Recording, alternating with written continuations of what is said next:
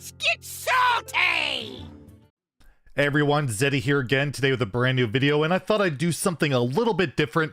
I've seen other creators do this once in a while, and I haven't really done it probably ever, and that is go back to some of our old reviews from throughout the year. We're almost near our first year of YouTubing. We've been February 20th will be my 1 year anniversary here, and go back and look at like all my old reviews and like laugh at the predictions that I got absolutely horrendously wrong. So that'll cover all the expansions. There'll be Ashes of Outland, Scholomance Academy, and Darkmoon Fair, and I'll just highlight basically the worst of the worst. How could I have ever got so wrong? And we'll hear my explanation and how absolutely dreadful it was. So let's go down memory road and see how in the hell did I get these cards so unbelievably wrong. But let's start with Demon Hunter that was introduced in Ashes of Outland, and this was like the hardest thing to possibly evaluate.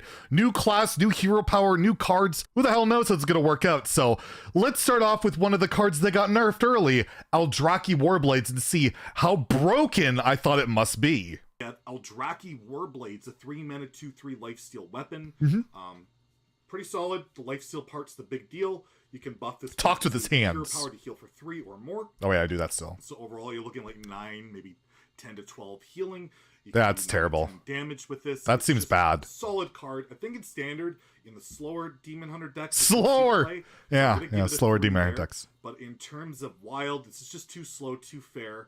And I don't know if a slow Demon Hunter deck is really going to be able to thrive. So I'm going to give it a 2 for wild. Then we have So I didn't realize how just ridiculous Eldrazi is in everything.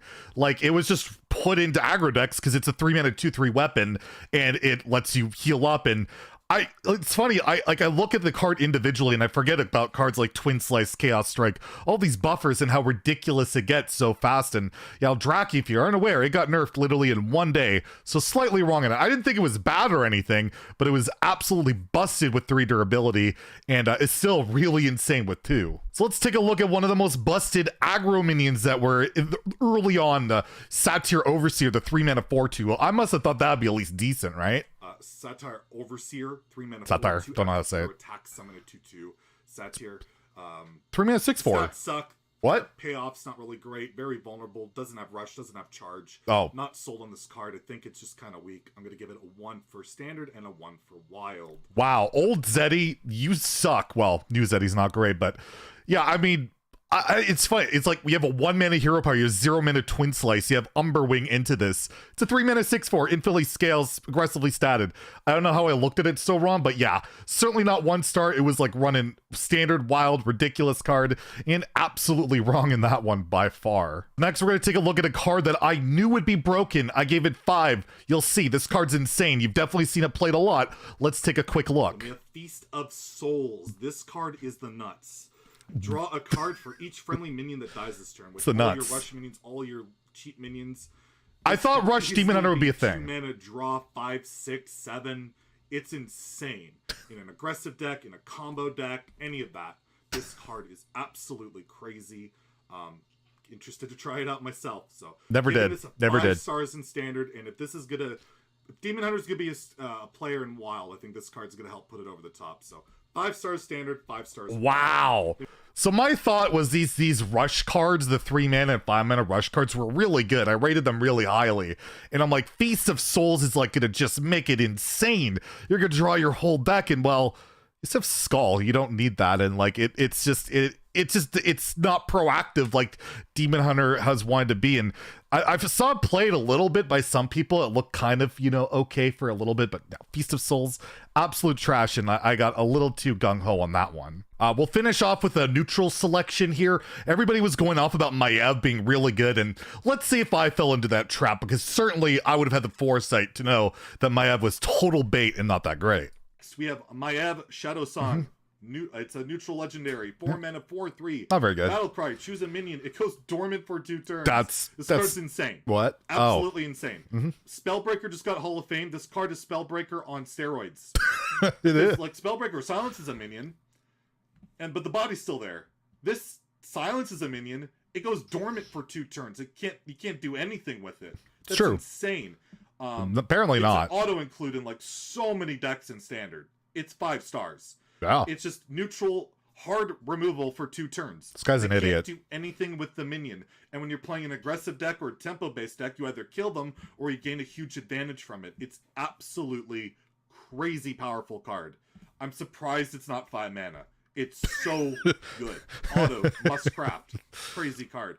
In Wild, 5 stars too. Oh, definitely. Like, you Definitely. need silence for Void Lords and things like that in aggressive decks. Well, this goes right in there. And the beautiful thing about Void Lord, when you silence it's annoying. The body's still there. They Sure. can cube it, bring it back. You can't do that when it goes dormant. The 1/3s don't come out. It's just gone. So the card is just insanely strong. Kind of makes sense. Any format. 5 stars across the board. Holy crap, this probably gets nerfed at some point, or maybe not. They want this effect. They want this Hall of Fame Spellbreaker. I don't know. Don't try and make logic with Team 5 decisions. Yeah, obviously they were completely clueless. They had no idea what they were doing, printing a card like Maiev, which is basically has seen almost no play in Standard for the past year. But you heard my reasoning. It's kind of reasonable. Like, we're so used to big threats and big stuff on board, making it dormant. And the game this year, with all the battle cries and everything going on, and making a mini dormant just rarely matters. Like, not big taunts in almost any format, even Wild. I mentioned Q block, and if it was like a ton of Q block and a ton of Void Lords, maybe my app would have been okay, but it just doesn't fit into the meta anymore. That type of thing just doesn't work, and it's kind of garbage. And I recommended crafting this thing day one. So if you listen to my advice back to old Zeddy, he apologizes, even if he's looking kind of angry right now, like I always do. But yeah, just not the card we thought it would be, or at least I thought it would be. So let's skip ahead now to Scholomance Academy. And again, Demon Hunter. I was really on the I hate Demon Hunter train. And for the most part, looking through my ratings, I got most of it pretty well on. But let's get to Glide, where this card did not really sit well with me. Next, we have Glide. Oh no. 4-mana spell. Shuffle your hand into your deck. Draw 4 cards. And Outcast. Your opponent does the same. This card is broken. It definitely 4 mana is. draw 4. Crazy. And you can manipulate it to screw over your opponent if you want with Outcast, which is crazy. You're facing a control deck that's holding a bunch of answers. They lose them all. Control. Like managed discounts in their hand. They lose Control. And you also draw 4 cards. It's just crazy. It's just so toxic. I hate the design. I hate how like disruptive it is, but only for one class. It's like Divine Favor, effectively, that screws with your opponent. It's like Divine Favor used to punish your opponent for holding cards because you would get a bunch of cards. Now it punishes your opponent for holding cards, and also you get to draw cards. It's just so ridiculous. This is going to be auto-included in so many DH decks. So many. Oh, I keep hearing, oh, it's bad in the mirror. It's bad in the mirror. You draw your opponent cards. You don't have to. It's got Outcast for that. If you don't want to draw, you don't want your opponent to draw cards, you manipulate the Outcast. Let's skip ahead. He's a rambling a bit here. Oh my god, this card, but oh, 3 in WoW, but oh my god, this card. Five in Standard. It frustrates me, and I can already feel myself getting mad about it.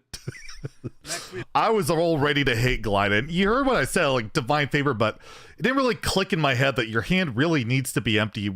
Like the Outcast of it makes the card very clunky, and when you have Skull and Voracious Reader was introduced in this same expansion, why are you running Glide? And even still, since Reader got nerfed and there's just better draw options, and a lot of the time it just doesn't work out. And like I said, you know, screwing with a control deck, those just don't exist. It's so rare. And Glide actually is popping up a little bit now because he created by it with like Illidari. But yeah, I had it completely wrong. I evaluated. I had a lot of people telling me too, Glide's going to be garbage. I remember Liquid Ox getting in my ear about that, and he was definitely right. And that card, really bad. And I was getting all upset all over nothing. The most powerful card pretty much right out the gate in Scholomance Academy was Guardian Animals. And I remember I think Trump had it like really high on his list of top cards.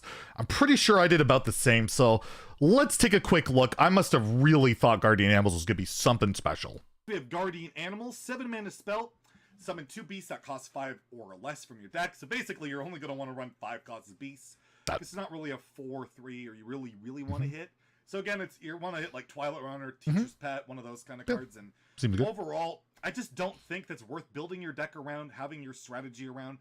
especially better options, just like ramping in a Mount Seller or stuff like that. No. Especially in Standard. I'm going to give it a 2. It's not bad. It's not great. And in Wild, I don't think you're ever playing this in Druid. I can't see it, so I'll give it a 1 in Wild. Yeah, okay, so for some reason, I don't know why, but you can kind of tell, I didn't really put together the whole, I don't know how. Twilight Runner with Rush draws 2 cards, Guardian. It's Rush. It's crazy. I'm like, Mount Seller's better because you get more of you can get a bigger board, but even that's not really true. And you draw cards, you think it's just crazy. And I gave it a 1 in Wild. I actually, this card was pretty good in Jade Druid. I was having a good time, and I put it into Togwoggle Druid you would draw so much and thin your deck out. It was actually like a 3 or 4 star wild card. So not only did I get it incorrect in Standard, but also wild. But yeah, I need to put a little more thought into some of these cards, and still working on it. But Scholomance Zeddy, not so good, not so good. Another archetype that really started to shine in Scholomance was Libram Paladin. It got some really good support, and yeah, one of the best cards you have in Paladin today is First Day of School, and let's see how well I evaluated that one. It's not good. Next, we have First Day of School, 0 mana spell. Add 2 random 1-cost minions to your hand. So it's that cheap spell burst activator we've been looking for, but again, we have some weird negative synergies with that. And you get some 1-drops. The average 1-drop is terrible. The average 1-drop sucks a lot. No, I was totally wrong. Trying to tell me this is better than Firefly. Getting a guaranteed 1/2 and another 1/2 is so much better than No, this. it's not. Like, it's just the average. Yeah, the average 1-drop is bad. You'll high roll it once in a while and get like the Priest 1/4 or something, but Priest 1/4. That's how I roll. Like half a card, really. I don't know. It's okay. It's not bad for 0 mana, right? Like, you're guaranteed to have a 1 play, I guess, but I still don't think it makes sense. That's bad. Spellburst synergies. I'm not sold on it. I'm gonna give it a 2 in Standard and a 1 in Wild, because you're never ever playing this in Wild unless you're using it for a combo activator. I was so unimpressed. What I look offended by this card. Yeah, I don't know. I have this like common misconception that 1-drop sucked. I don't know why. The 1-drop pool is so strong. Like, you have so many Discover cards, Battlecry cards. It's just, I mean, I know when I play it on stream, I low roll all the time and I complain, but still, it's an absurd card. It sees play in Wild because it's so good. Get a guaranteed 1 is great in Paladin, where you have all the buffs. It's probably more important than any other class in the game to have a good 1, and First Day of School lets you do that. And I don't know, I just completely missed the mark on this one, and really embarrassing, really embarrassing. Last card we'll take a look at how I did terribly is a staple in I don't know how many hero power related decks. Let's just take a look and how I just missed the mark yet again. Next we have reprint number 3, Tour Guide. This is the 3rd version of this. We've had Water Boy and Fencing Coach, and now we have Tour Guide. Yeah. Battlecry, your next hero power costs 0. It's a 1 mana 1/1.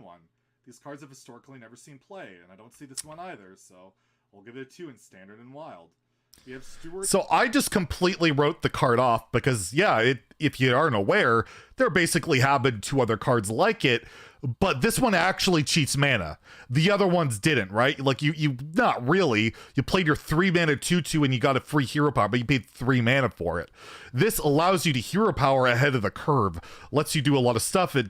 It's been a really good card, and how many different Standard and Wild decks? I just got it completely wrong. I just got blinded by the fact that it was a reprint, but you know what? When things get cheap enough, any Battlecry can be absolutely ridiculous. So there you have it. Those are some of my worst, terrible review predictions, whatever you want to call it, that I've made. Maybe we could take a look at like the next expansion, or we could look back even to the mini set. If you guys enjoy this, we'll take a look. We'll see how you guys respond, and let me know what cards you got horribly wrong. And there's some cards I got right. I'm not highlighting the ones I got right because I don't think it's fun to go back and see how right I was. Who cares about that?